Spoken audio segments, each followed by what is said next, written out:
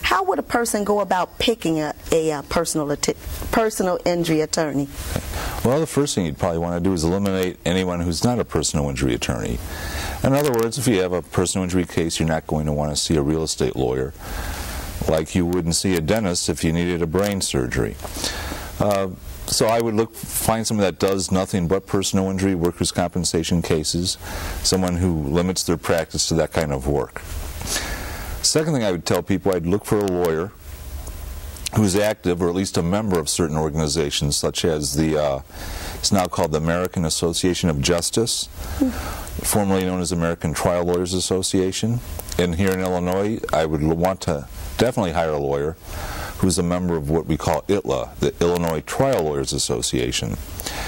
These two organizations are composed strictly of plaintiffs' personal injury trial lawyers, meaning insurance company lawyers, corporate lawyers. They're not allowed in these organizations. Only people who do what I do are allowed in those organizations. And I would insist upon the lawyer being at least a member of those organizations before I hired him or her.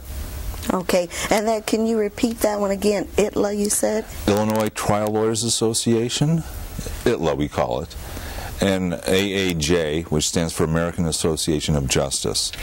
Those organizations are both devoted to representing people who are injured through no fault of their own. Good, that's good to know. Then another thing that people probably would be interested in wanting to know is what kind, now you know when you go to see a lawyer there's certain documents that you may need to bring. Is there a list of documentation that we should be aware of? Sure. On any kind of a case, you would want, for example, in the car crash case, you'd want to get a copy of the police report, if you can, before you go to see your lawyer or a lawyer. If you don't have the police report, you ought to know who the other person was that was involved in the car crash. If it's not a car crash case, let's say it's a construction accident case, there's still reports, incident reports, accident reports that your employer would fill out. You would want to bring those as well. On a medical malpractice case, for example, you'd want obviously to know the name of the doctor who you think might have made a mistake, and the name of the hospital. Those are things you should know anyway.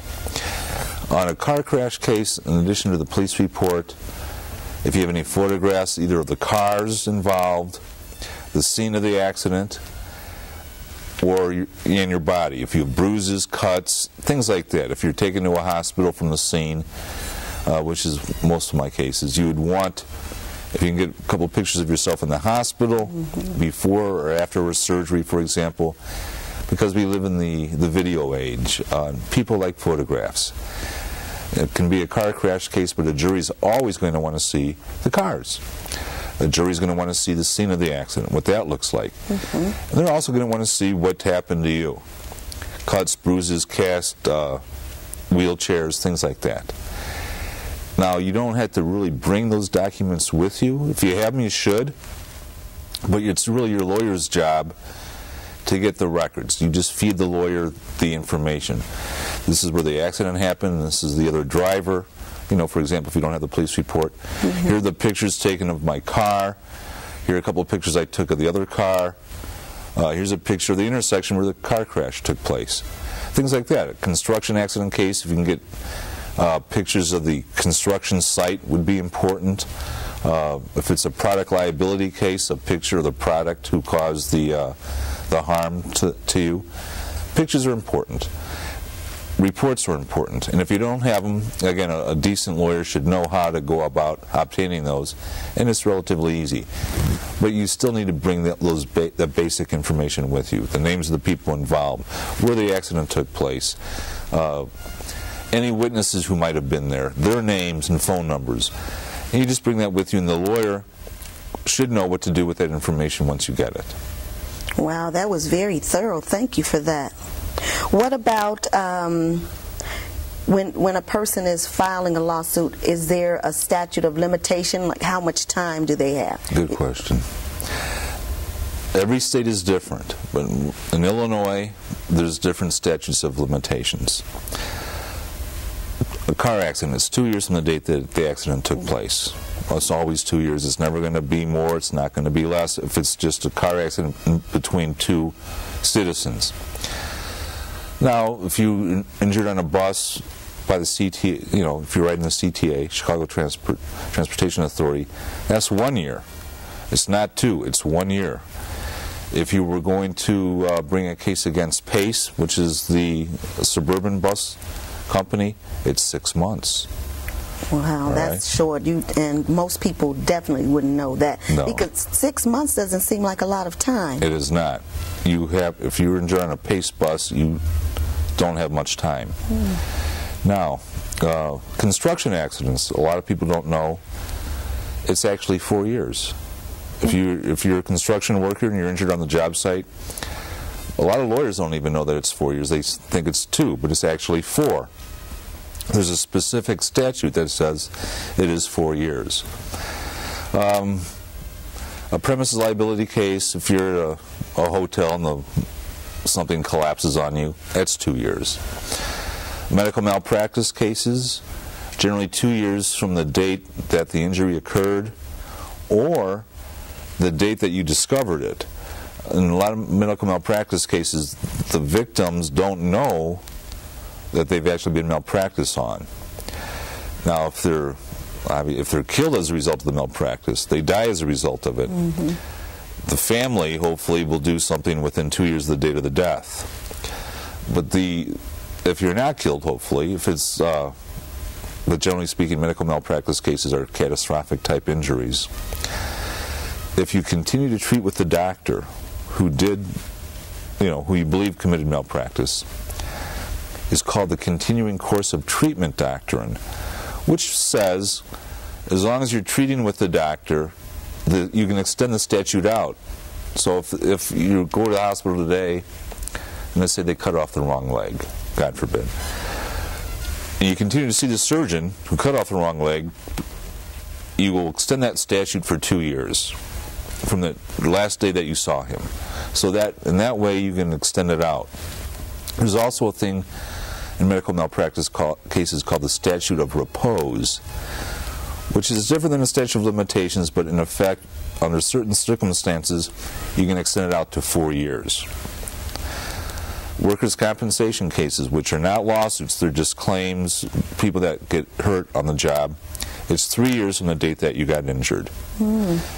Now, sometimes in a workers' compensation case, let's say you're a secretary and you type at a keyboard 8 hours a day, every day for 10 years, a lot of these people develop what they call carpal tunnel syndrome. Now that's a little tricky because that's called repetitive motion. You don't get carpal tunnel overnight. It's very rare that it's an acute, instantaneous type injury. It occurs over time. So when does the statute begin to run on those 3 years? It's either going to be when you first see a doctor and he makes the diagnosis of carpal tunnel, for example, or you go to see the doctor and he orders some test and the tests show that you have it. Then it's 3 years from the date of the test. So it can be one or the other, but not both.